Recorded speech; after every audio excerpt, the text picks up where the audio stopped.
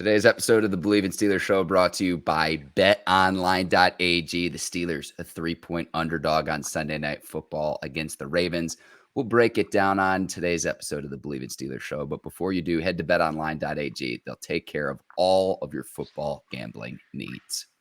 365, 24/7, wherever you at, don't matter the time. Make sure y'all go to betonline.ag. You can see the website on your screen right now. Use our promo code Bleav. That's also on your screen. That's BLEAV to receive your 50% welcome bonus on your first deposit. Bet online where the game starts. All right, cue the music. It's time to start the show. There you go.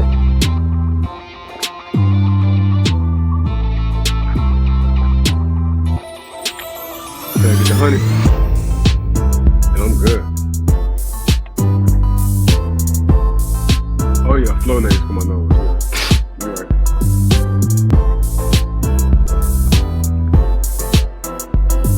The honey. You put it up? No. Oh. Welcome to the Bleav in Steelers show on the Bleav Network. I'm your host, Mark Bergin, joined as always by my guy, Pittsburgh Steelers scout, 2-time Super Bowl champion, and 12-year veteran of the team, number 24, Ike Taylor. IT, Merry Christmas to you and yours. The Steelers rallying against the Raiders on Christmas Eve. And I'm feeling good, man. I'm in the holiday spirit. I hope you've had a fantastic Christmas and holiday season. How are you doing this morning, man?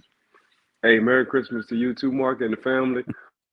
Happy holidays as well. I'm definitely in the holiday spirit. You know, Christmas is a good time of the year to end the year, then going into 2023, man. What a blessing. But yeah, the Pittsburgh Steelers pulled it off 13-10, a much-needed win. Yeah, 13 points 50 years ago for the Immaculate Reception, 13 points 50 years later. It was two rookies scoring. 1972, you had Franco Harris with the Immaculate Reception, and then they get the ball to George Pickens and Ike. You see what happens when George Pickens gets the football in his hands. See, you're drinking some honey over there, too. I hope you're doing all right with your allergies this morning. Oh, yeah. Now, I mean, we've been talking about George Pickens. You've definitely been talking about George Pickens. When you get George Pickens the ball, good things happen. And that's exactly what happened for the Pittsburgh Steelers. Just find a way, find a reason. Don't throw the young man the ball when needed. Unless it's needed, give George Pickens an opportunity, and he's going to make the best of it. So that's exactly what he did, scoring that late last touchdown to seal the Pittsburgh Steelers victory. But if you've just been studying and watching George Pickens, Mark, his adjustment to the ball, his feet play on the sideline, his toughness when it comes to blocking, his swag when it comes to scoring. I mean, the man just got it all. All he asking you is get him the ball at least 5 or 6 times a game. Yeah, I want to see that to be 5 to 10, Ike. And this is where I'm going to tout your credentials playing. This is where I'm going to tout your credentials playing in the league for 12 years, Ike, because you went against everybody. And you went against really high caliber teammates that were receivers. And I could list all the names of the great receivers you played. So when you were boots on the ground in training camp and you go, oh yeah, George Pickens is the real deal, I take that a little bit more seriously given your decade plus of experience as a player. So when you say that, Ike, to me, this is where I'm going to flex your credentials. It means a little bit more than if it's just, you know, some studio analyst or some reporter. Given your playing experience, Ike, this is where I'm going to flex your credentials. Hey, I appreciate that, Mark. But yeah, when I saw George, I was like, oh, he's going to be hell. He's going to make – if you a cornerback and you think you good and you in training camp with George Pickens, I would line up against George every play, every opportunity I had. If you're a cornerback and you think you're good, I would line up against Deontay Johnson every opportunity I had. And here's why. I get a tall guy who's elusive, who's fast, who has tremendous ball skills, who can catch it at any radius he wants to. I have a short guy who's quick, who's elusive, who can stop on a dime anytime he wants to. So as a corner, especially in the NFL, I got the best of both worlds sitting at home. And that's exactly what I did with Plexico Burris, Hines Ward, Antoine Randall L. I got 3 different body types. I got 3 different kind of speeds. I got 3 different personalities. I got 3 different talents. So every week who I thought they was going to line me up against, I went against that guy in practice. So if I'm a corner, all you corners who are listening to the Bleav in Steelers podcast, and you have an opportunity to have a Pro Bowl caliber receiver or receivers, go against them. Don't sign peace treaties.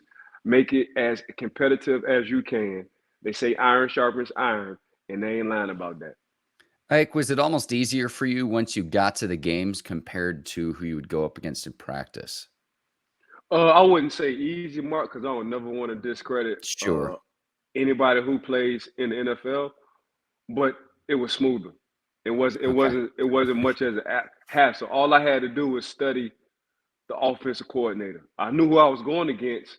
Okay, how do the OC want to get him the ball? Do the quarterback and the receiver have a good relationship? Are they married? Is it up and down? Does he like to look does he like to look at this receiver on third downs and why? So that was pretty excuse me.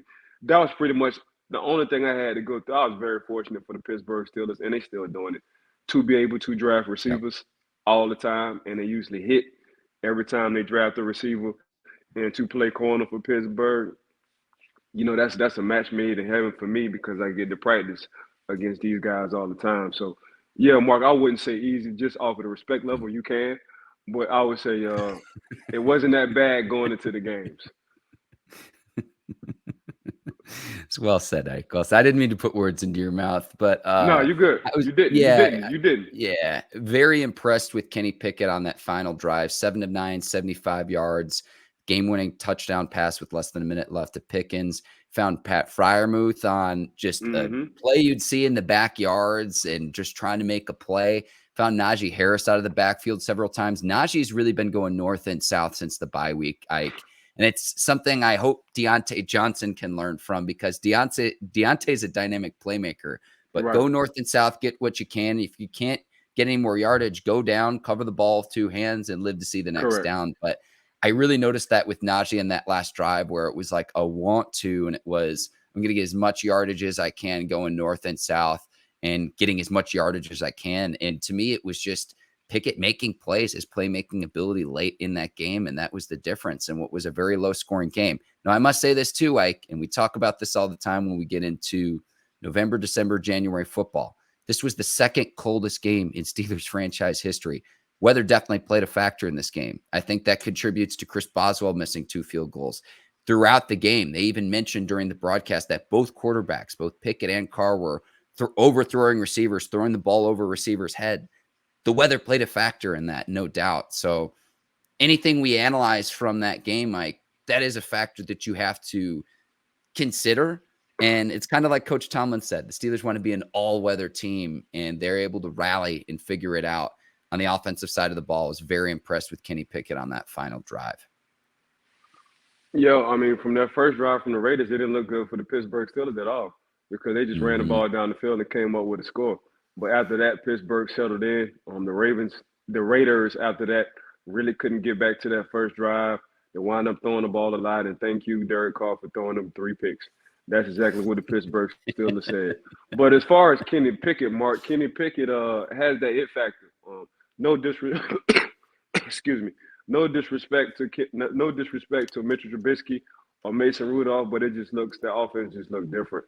Mark, when Kenny Pickett is on the field, that swag just looks different.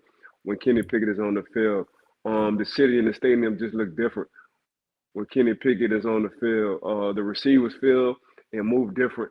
When Kenny Pickett is on the field, Fairmouth catches more balls when Kenny looks for him. When Kenny is on the field, the running game, the offensive line play, everything just looks different when Kenny is on the field. So Kenny is the man. Kenny is the franchise. I think the Pittsburgh Steelers hit it on the head, like you said, Mark. When Kenny first started off, we had our growing pains, but the last 4 or 5 games with Kenny Pickett being, behind or under center, Kenny Pickett has looked like Kenny Pickett, and was that a growing young quarterback in the National Football League who now gets it and getting better every week.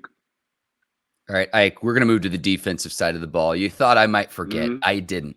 The 3 interceptions of Derek Carr, Arthur Millette, Minkah Fitzpatrick, and then Cam Sutton with the game-sealing interception. Oh, diving. Heck of a catch. Heck of a catch. Mm-hmm. And I don't think Cam Sutton's a number 1 corner. However, he can be your number 2. He can also play at the nickelback position as well. He's in a contract season, Ike. player I wouldn't mind the Steelers bringing back next season. I'm just saying this. I'm putting this out there now. Right. Is a heck of a catch that he had against the Raiders to help the Steelers seal the win.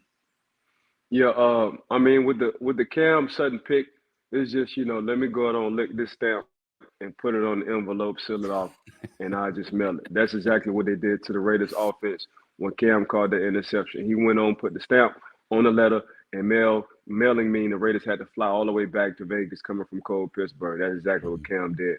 Arthur wound up tipping the ball, playing volleyball with himself off of a bounce pass, and Minka always in position. Minka always around the ball, bounced off the tight end, came straight to him, and here we go, Minka again. So for them to have the trifecta to seal the game, that's an old Pittsburgh Steelers score right there, 13-10. That's exactly what you're looking for. The games are boring when it comes down to views, but as far as like a player, we love them kind of games, especially if you're on defense. Cam Heyward wound up being a defensive player of the week. You saw what he did. He went crazy. And I'll let you talk about his stats. He went crazy for the Raiders game. So, I mean, Pittsburgh as a whole, to watch you saw Miles, you saw Devin. It was a group effort. Mark, you saw them boys playing like Pittsburgh Steelers should play, and it started from the front, and that energy worked all the way to the back when it came down to the defensive side. Yeah, Cam to Cam, Ike, and you're in my brain again. AFC Defensive Player of the Week, 7 tackles, 3 tackles for loss, 2 quarterback hits, 2 sacks, and a pass deflection. He was everywhere, and he was the one carrying the number 32 flag to honor Franco Harris before the game. And after the game, Mike, you could see how much it meant to him and carrying on that Steelers legacy and Steelers tradition to honor Franco Harris. Cam Heyward played out of his mind on Christmas Eve against the Raiders, and I'm glad to see he got his recognition with AFC Defensive Player of the Week. Yeah, much love to Franco and his family. Yeah, Franco, from me to Franco, he is Pittsburgh. He is a man of that city. He's everything what you think a person from Pittsburgh should be. Caring, hardworking, selfless, care more about others than himself. And if you just look at the teammates who came out, his former teammates who came out to honor that retired jersey. I think this is only the 3rd jersey in Pittsburgh Steelers history to be retired. So major shout out, major props, major prayers to the Harris family. But Franco, just having my experiences with Franco, just a little soft-spoken, cool, collective guy. And you like, dang, he was hell on the field. Like how he be this soft-spoken, but he'll run you over and not even think twice about it. So just honoring the great Franco Harris. Franco Harris is 412, and that's how I'm acknowledge that. So I'm just honestly, Mark, I'm just proud to have played for the Pittsburgh Steelers, to have talked to, sat down, ate, spoke with legends, living legends right now in the late, excuse me, in the late Franco Harris. So if I could script it, I wouldn't script it any other way as far as like the organization I played for. If I can script it, I wouldn't script it any other way as far as like being around legends as the late, great Pittsburgh Steelers in the 70s and what we tried to mimic. But that was the birth of the dynasty, that immaculate reception for Franco. They didn't win the Super Bowl that year, but that sparked the dynasty in the 70s, and that was all because of Franco. Yeah, and he joins Ernie Stautner and Mean Joe Green, the only other 2 players with their jerseys officially retired by the team. Mike, I'll put this out there. I think Troy Polamalu would be next. And again, this is coming from a franchise where if they retired all the jerseys of the players who are deserving, there wouldn't be any numbers left. There wouldn't be any numbers left to wear. I think Polamalu's 43, and there are a few other jerseys too of other players that are like unofficially retired. I think Troy gets there one day, though, Ike. Correct. TP3. The reason why we call him TP3, Father, Son, and Holy Spirit. That's the 3. Troy Polamalu, you put there first. But yeah, Baby Jesus for sure. No doubt in my mind, he's going to be one of those official retired. I mean, he's just different, man. The dude just they like just like every retired jersey like Mean Joe Green, different. Franco different. TP Yeah. different. And Pittsburgh wound up drafting a lot of guys who was just different, but them guys was different. When you're an alpha amongst alphas, and alphas say you're gonna be in the Hall of Fame from a rookie, you know you're different. That's what we said about Troy. Like, oh yeah, man, I'm playing with the Hall of Fame, and this is the first practice. And this coming from the veteran guys. Like, damn, we playing with a Hall of Famer. The first practice, we playing with a Hall of Famer. You just already Who know. said Like, that, Ike? Which teammate said that? Where it was just like, because you were also a it, rookie it, at that point. it was a group, but I was hanging with the vets. I was a young wild. They used to call me man, what nickname they gave me? Young Gunner.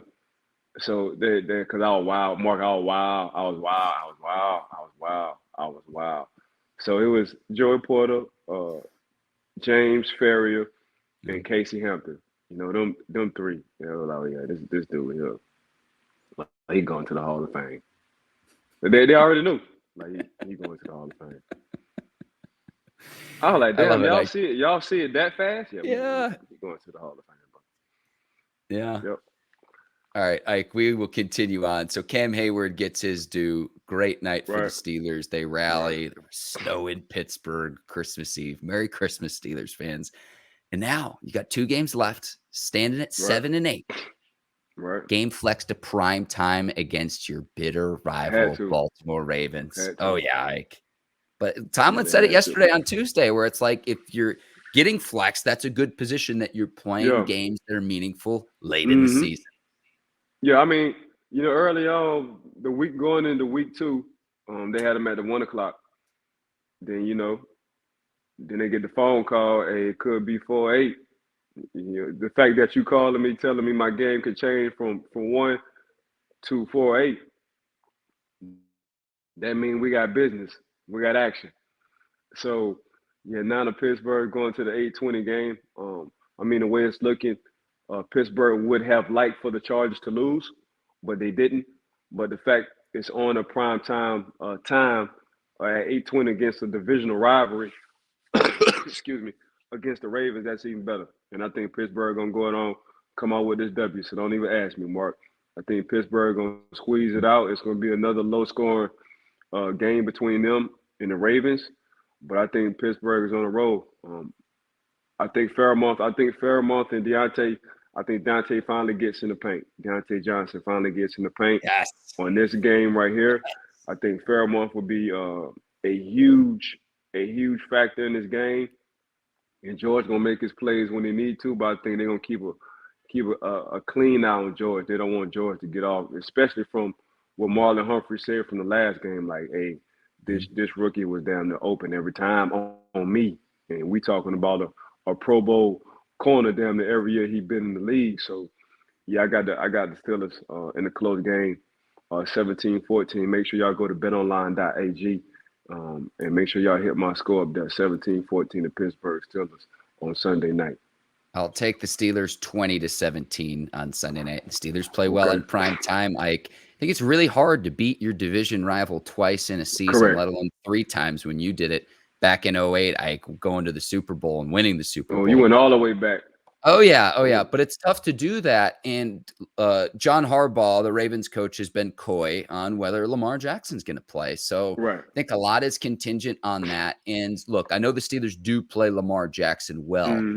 In the Ravens, in Jackson's 3-game absence, the Ravens 30th in points at 12 points per game, 21st in total yards, 31st in passing, 32nd in red zone efficiency. So I know the Steelers play Jackson well, but if the Ravens can get Jackson back, that's huge for them. And remember, too, Ravens are already in the playoffs now, so they're just jockeying for better playoff positioning. Obviously, the Steelers need to win, and they need some help if they have any playoff aspirations for themselves. But compared to where they were several weeks ago, you're at least giving yourself a chance. You're giving yourself a shot here with 2 games left in the 2022 season. Yeah, that's all you can ask for. But when you win, everything else take care of itself. Whether the Pittsburgh Steelers make the playoffs or not, Mark, they just finished the season on a high note if they win these last two games, to be honest with you. So they'll have something to look forward to going into the 2023 season. You got a rookie quarterback who got that under his belt. You got a rookie receiver who is not a rookie. He just got rookie on it. But you can only imagine how good, George Pickens is going to be next year, so say. So the Pittsburgh Steelers, man, I'm telling you, the Pittsburgh Steelers got an opportunity to fight with the Ravens and the Cincinnati Bengals for the AFC, the top of the AFC next year, just in my mind. But they just need to win out this year, regardless of whether they be in the playoffs or not, Mark. Yeah, we'll see what happens Sunday night. So really excited for that. And there's a lot of different combinations because the Patriots, Jets, and Titans are still above the Steelers in the standings on the bubble of the playoffs. But the main scenario, and there are several of them, would be Steelers win the last two games, Dolphins lose both of the last two games, Seahawks beat the Jets, and the Bills beat the Patriots. So again, there are other combinations, but that's like the main one if the Steelers find themselves into the playoffs. And Ike, I'll say this, I think they faced a longer shot a year ago and they got in. So I think there's a chance. I don't think there's a huge chance, but I think they do have a chance. What that could do for a young player like a Kenny Pickett, like a George Pickens, because Ike, you've got a rookie quarterback replacing a Hall of Famer after 18 years. You've got a new defensive coordinator. You have a new general manager. It's been, you knew there was going to be some growing pains this season to be where the Steelers are at. And man, if Tomlin avoids the sub 500 record, Ike, I know we were impressed with that in the 2019 season when he was playing with a fourth string quarterback, but man, yet again, I continue to be impressed. I continue to be impressed. And in certain regards, he's a victim of his own success, Ike, because if the Steelers do make the playoffs, they're not going to do much once they get there this season. But you're still competitive. You're still in a lot of these games. When, Ike, from a talent standpoint, I know you've got some star players like a TJ Watt and Minka, but it's not like from a talent level, you're on the same level as the NFL's elite. I mean, go back to the Philly game earlier this year if you want that on full display, Ike. And, really other than that game, the Steelers been in a lot of games this season. That's all I'm trying to say. Yeah, I mean, Coach T I'm telling you, the magician, especially with a rookie quarterback. Again, they got veteran quarterbacks that doesn't have the record, Coach T have right now. So what he's doing with a rookie quarterback, and they shuffled the rookie quarterback in around the third or fourth game. So he didn't have an opportunity to start the season as a starter. So what Coach T doing, man? Coach T a magician, Mark. Yeah. Like, let's keep this rolling. J.J. Watt announcing his retirement after this season. And I go back to the interview we had with John McClain of the Houston Chronicle. I listened to it back. We talked to him in February of 2021 because J.J. Watt at the time was on the free agent market. And he said if you made a Mount Rushmore of Houston athletes, it would be J.J. Watt, Earl Campbell, Hakeem Olajuwon, and Nolan Ryan. Four all-time greats in their respective sports. And I'll say this too, J.J. Watt, first ballot Hall of Famer, three-time Defensive Player of the Year, and the greatest Houston Texans to ever play for that franchise. That's where I'm at when I heard this news. He'll retire at the conclusion of this season. Yeah, I got an opportunity to see J.J. Watt up close in person. J.J. Watt just totally different. That's when J.J. Watt was going crazy. And that's when he was catching interceptions at the line of scrimmage and taking them to the house. That's a J.J. Watt I remember. That's a J.J. Watt I remember just getting 20, and 20. And what you mean by that? I get 20 sacks this year. I get 20 sacks the following year. That's the J.J. Watt I know. That's the J.J. Watt like, hey, sitting in team meetings and coach like on the offensive side, y'all already know who we got to stop. Who? J.J. Watt, and you can't stop him. That's the J.J. Watt I know. So yeah, J.J. Watt for sure. Talking about first. If you want to go between him and Tom Brady, if you want to go zero ballot, if you want to say they need to already be in there right now, tomorrow, when they retire, if they retire on Thursday, they need to be on there on Friday. Might as well make something happen. That's the J.J. Watt I know. So J.J. Watt was just totally different. Totally different. He was a totally different species, man. When that dude to be that big and that athletic, to have the awareness And that's what I think people don't understand is it's much more of the awareness. To be able to pick off screens and passes at the line of scrimmage, your IQ got to be super high. And his IQ been high for a long time. I guess his body was breaking down. I know he just had a kid, so you know how that gets. Man, he won't spend time. He done did everything he can do. This is going on 12 total years for J.J. Watt. So the man and did everything. Defensive Player of the Year. I remember Houston had the big hurricane. He wound up rallying millions and millions and millions of dollars for the community and the city. Like what he didn't do. So that's how I look at J.J. Watt from on to off the field, to seeing how much money he generated with the hurricane in Houston. That was major. That was major for us as players. Made everybody step their game up. And the city of Houston just embraced him like one of their own, just like how we embraced Franco. That's exactly how Houston embraced JJ. Like when you say Houston, you say JJ with it, JJ Houston. So that's exactly what it is. But first ballot Hall of Famer for sure, man. Ike, I'm glad you mentioned that, because before I get to his 2014 season, where I look at his numbers and they're like a video game, let's go to 2017, Hurricane Harvey, and what J.J. Watt was able to do for relief for that area is the reason he won Walter Payton Man of the Year that year. So thank you for mentioning that, Hurricane Harvey in 2017. And he was just such an important ambassador of the city. Because I remember even when I was in Florida at the station, we were doing stories about J.J. Watt and his humanitarian efforts to help people in need. It was J.J. Watt and like Mattress Mac were the two that were raising millions. Yeah. Mattress Mac. Hey, don't forget, Mattress Mac was going.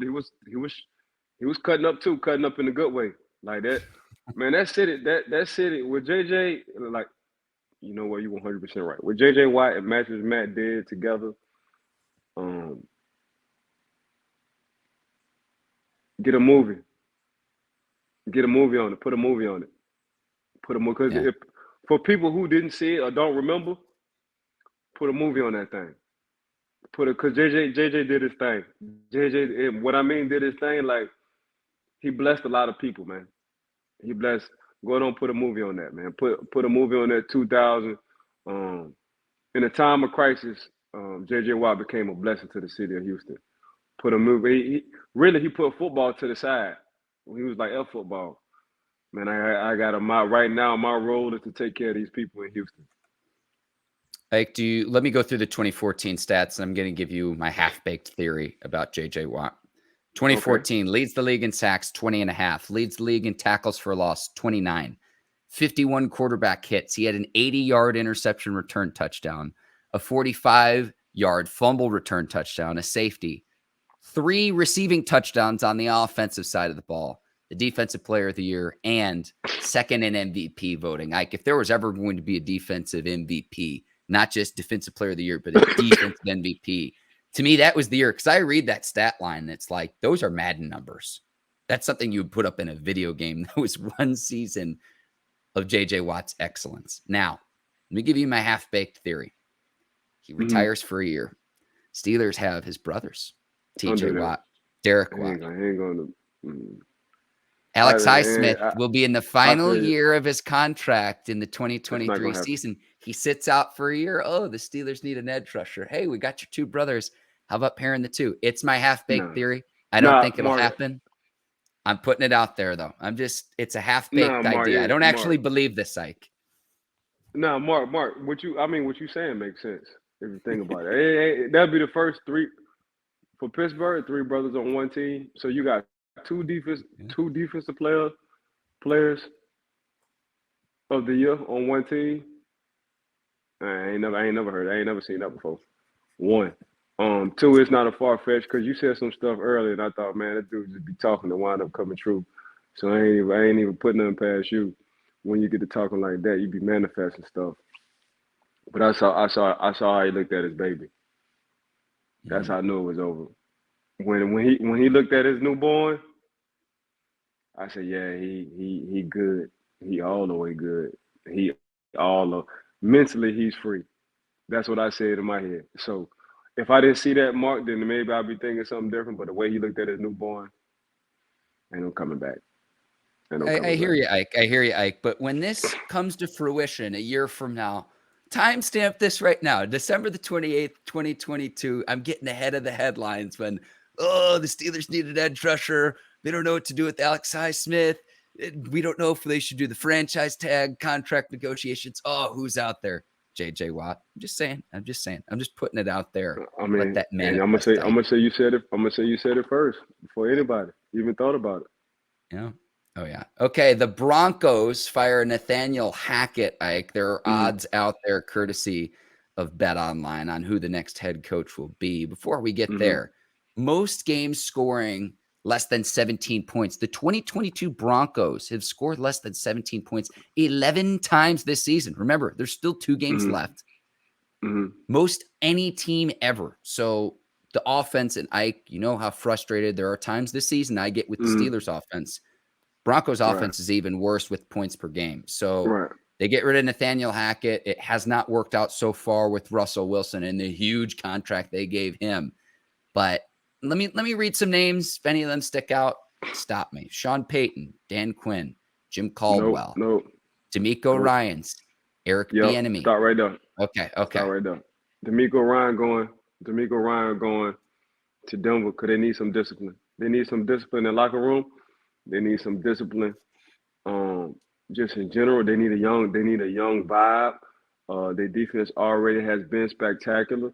You put D'Amico Ryan on that defense, you can only imagine where the defense is going to be. I think they just need a whole different vibe. You want to talk about the LA Chargers? I don't want to fire nobody, but Sean Payton to the LA Chargers. Okay. That's just my personal opinion. I've been saying this for the longest, and that's, I'm gonna stick with it. So, but yeah, D'Amico Ryan. It's time to give a young, up and coming, should have been last year. This team rally around San Fran rally around DeMarco Ryan, man. They really do. I know Kyle has a brilliant mind when it comes down to the offensive side, but on that defensive side, they playing that old school football. We're not trying to strip the ball out and let you gain 3 or 4 yards while you're running. If we pick the ball off, we'll pick the ball off. We smacking you in the face every time. So every time y'all feel like y'all coming across the middle, just know y'all coming across the interstate. That's how the San Francisco 49ers are playing. And we call that, and we call receivers. See, receivers not comfortable going across the middle against San Fran. They get to see ghosts. And the reason why the receivers see ghosts is because they've been watching tape and they've been watching how hard them boys been hitting on the other side. See, San Fran been playing playoff football on the defensive side the whole season. They ain't got to wait to the playoffs to play playoff football. So, and it's all because of their defense coordinator. So I think Ryan would be a perfect fit. Everybody you named before Ryan have had the opportunity. Go ahead and give the young man his shot. And see what he can do, because I see he can lead a bunch of men.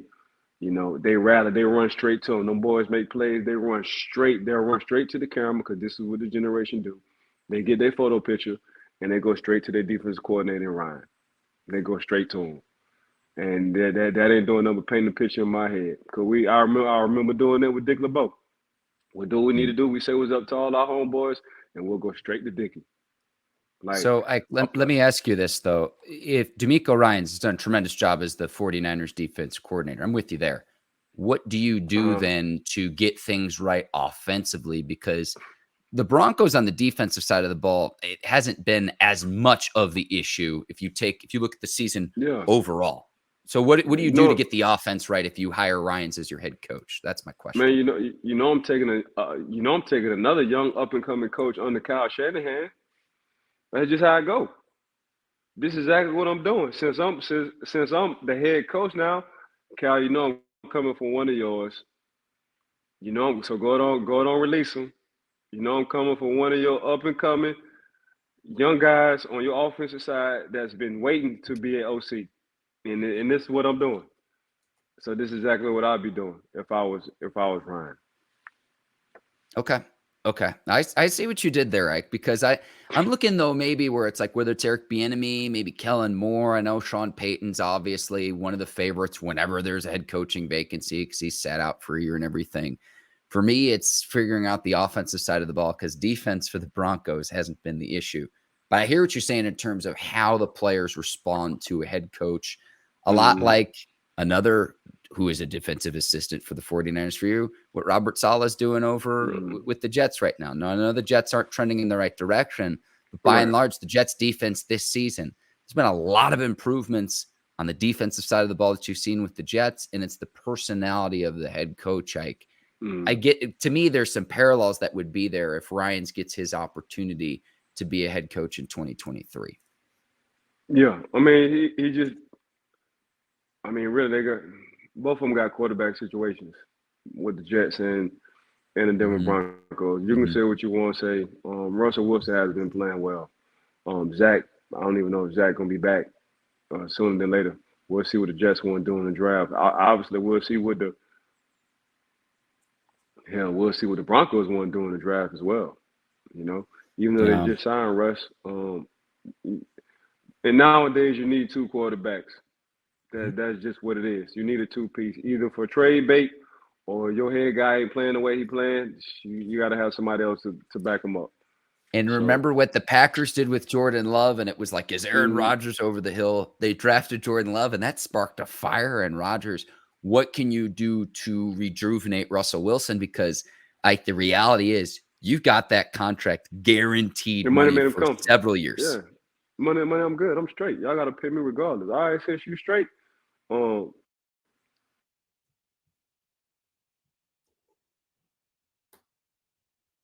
We lost Ike there for just a second, and we'll see what the Broncos end up doing as we work to get Ike back here on the show. Give me just a second as I move some things around here. There we go. We got Ike back. Sorry, you were mentioning about how Russell Wilson. They know coming back in football. Yeah, it's a different limelight. You have to have something already lined up to catch this limelight. 100,000 people, 70,000, 80,000 people ain't gonna be screaming your name no more. You know, you ain't gonna be going through the meetings and the routines. You ain't doing none of that. It's a different kind of high. It's a different kind of feel when you go through there. When you play on that field and you have millions of people watching, it's different. You can't get that back. So go on, make the best of it. You know what I'm saying? You can't. That adrenaline is totally different. Totally different. You can sit on TV, you can be a game analyst, but you can't get playing on the field back. You can't get it, man. It's a totally different feeling. You know, it's a totally different. You're entertaining. You know, all them people come to watch you play. You know, so go on, make the best of it. I get it. You know, that's why I love the ones who got money and they ain't even worrying about the money. They worrying about it. Like, oh, I love Tom Brady. Love him. Tom got a boatload of money. Man, that man be so fired up on playing. So fired. Give Tom Brady the last drive if you want to. You know what he gonna do. Give Tom the last drive if you want to. You know what he gonna do. You know what he gonna do. It's gonna be a slow death. It's gonna be slow as hell. We'll see what happens with the Broncos and Russell Wilson. Ike. That contract is just got a lot of time, a lot of picks he gave up. Yeah. A lot of cheese on that contract, boy. A lot of cheese on that thing, boy. Gouda. NFL Sunday Ticket could be heading to YouTube, Ike. And I've read some reports that what they're going to do would be to charge fans in the neighborhood of $300 per season. There would also be an option for fans of individual teams to say, hey, I want to watch Steelers games, or hey, I want to watch this team play. There would be a cheaper single team option. Ike, I think for the at-home experience, this is a tremendous idea. Pretty much everyone has YouTube. And I can tell you as someone who works in content creation, Ike, when people search for anything on the internet, the first place they go is YouTube's parent company, Google. The second place they go is to YouTube to search for anything in this country. So if the NFL can provide its product on YouTube streaming services for the at-home experience, I think this is a genius idea. I'll talk about restaurants, bars, and venues in a second, but I wanted to get your thoughts as we knew the Sunday ticket package was coming up, and we'll see where this lands, but it's looking like it's going to be YouTube TV, Ike. Oh, YouTube. I mean, that's where the generation go. My son put me on all this. You know, hey, why you keep on your phone, Dad? I'm not on my phone. I'm learning on YouTube. Oh, okay. So YouTube is cool. YouTube just, I mean, this Mhm. generation, man. Mark, money's just coming. Money's just coming for these owners. Just, just coming. 300 billion. What y'all want to do? That's all these. We we gonna get paid off the viewership. That's what these companies saying. How much y'all need? So if I'm willing to give y'all 3 Bs, y'all know we were getting paid.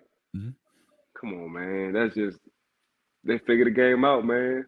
These networks figure the game out. I ain't even talking about network. I'm talking about Apple, YouTube. They figure the game out. We about to get paid out these views. Networks. That's why networks paying these analysts so much money because their faces are well known and real good on TV. Because YouTubes and these Apples, but YouTube, man, they're ahead of the game. Mark, they give you options. Whatever your team is, what y'all want to watch every Sunday. Because usually, whatever your team is, you don't watch them unless it's local, unless they play in a region or Mhm. something, or a primetime game. YouTube, like, nah, y'all pick y'all team out, y'all can have it. Oh, Lord, have mercy. So I get to watch the Steelers wherever they play at. Yeah, we're going to give you that option. Subscribe. Boop, boop, boop. And while we talk about subscribing, make sure y'all subscribe to the Bleav in Steelers podcast as well. And if you feel like your hand is itching, and when I grew up, when we said our hand is itching, that means you had to make a bet. Make sure you go to betonline.ag as well. Give us 5 stars while y'all at it too. I've been on this What? beat for YouTube for a long time as we start to wrap up here. And I've known this about YouTube. I tried to tell you that this was going to happen. We talked to the great Lee Steinberg about this. Right, We've been right. talking about this for a long time to say, hey, when Sunday Ticket comes up through DirecTV, Take them out, bro. what's the Get league going to Wiggly. do to distribute the The chains on product the more and pipe more hitters. and more to people? Is Brutus giving you Now some trouble? If Brutus wants to oh make man, he the want to go out. He is. Hey, flip it over, Pooh. You got it. You know how to I'll do say it. this. All right. Like, let me say this too, for like restaurants and bar owners that rely on Mm-hmm. having Sunday Ticket. I hope the league can come up with Oh, some sort of agreement, whether they have cable setups, make sure that the businesses that rely on this have right. access. And that's the biggest thing, is making sure the people who want to love and watch and be passionate and Mm-hmm. fans of football, that they're able to do that. That's where I land with that. So if it is YouTube TV, I hope that the league can come up with a way to where if it's a bar or a restaurant that relies on Sunday Ticket, that can continue. Yeah, I mean they do it now. I don't know how they do it, but they do it. They do it. They do it for sure. Yeah. Oh, we forgot about Amazon. Amazon, Oh, I Apple, mean, YouTube. I no, mean, well, it's Google, Facebook, Amazon. I'm missing one. It's like the 4 tech Apple, titans. YouTube. Yeah. Yeah. Well, if YouTube start giving these options to where you can just watch your team, where you can watch your football plus just your team. Oh Lord. Oh man. Oh man. Amazon, Oh Apple, man. Facebook, and Google. Like, those are like the 4 Okay. horsemen in the Okay. tech world. Yeah. Okay. Say less. I mean, seriously, everything you'd think about your devices, think about your usage, you use all 4 of those pretty much every single day. At least No, I know I do. 100, Yeah. 100%. Ike, this has been a 100%. fantastic show. You're the absolute best. I want to wish you and your family a Merry Christmas and a happy Thank you, holidays. bro. I want to Thank you, thank Mark. today's sponsor, betonline.ag. They've been rocking with us for a long time now. The Long time. Bleav Network, go check them out. And if you're watching us on YouTube, please tap subscribe. Let us know in the feedback. We didn't have what yins think this week, Ike, just because we need some more comments from our listeners and viewers. So if you want to Right. give a shout out, if you have a question for us, please let us know in the comments. Give us that 5 stars on Apple and Spotify as well. Ike, if I left anything else, please let me know. No, you hit everything on the head. Just want to thank everybody. Hope everybody had a Merry Christmas. Hope everybody have a happy holidays as well. Thanks for tuning in to the Bleav in Steelers to watch Mark and I. Make sure y'all give us a 5-star rating every time. Make sure you subscribe to the Bleav in Steelers podcast. I want to thank everybody who's been working behind the scene for us. Make sure y'all enjoy y'all day and peace. For Ike Taylor, I'm Mark Bergin. Thanks for watching the Bleav in Steelers show. We'll be back next week breaking down Steelers and Ravens. Enjoy Sunday Night Football. Happy holidays, everyone. Until then, take care. So long, everybody. Peace.